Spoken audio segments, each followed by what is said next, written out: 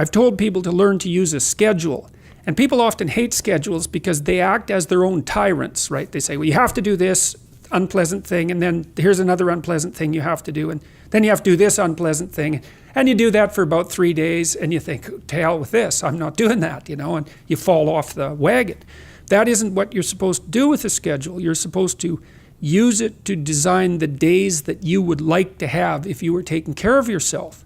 And so some of that is, you know, you wake up in the morning and you think, here's 5 things I have to do that if I don't do, my life will be worse. It's like paying bills, for example, or taking out the garbage. It's like you have to do those because otherwise things degenerate. So you got to put some of those in the schedule because otherwise tomorrow is worse than today, and that's a bad trajectory. But you also want to build in things, you know, you've got to act in some sense like you're dealing with a relatively recalcitrant 9-year-old.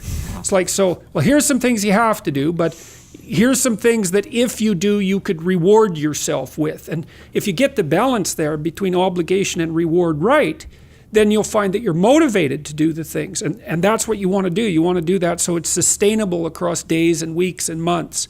And so you got to treat yourself like a good boss would treat a valued employee, and not like a tyrant would treat a slave, because the slave will rebel. And you know, people say, well, I don't follow through on my plans. It's like, well, A, they're probably not very well formulated, and maybe you're doing them because of an external moral obligation or something. They're not really your plans, right? And B, you're acting like a tyrant and a slave, and that's a bad relationship to have with yourself. So you want to treat yourself with some, well, the same way, that's the golden rule, right? Treat yourself as you would treat other people as you would have them, treat other people as you would like to be treated. It works both ways. You also treat yourself like you treat other people properly. So that's a necessary thing, and often people don't do that. But the scheduling is really important.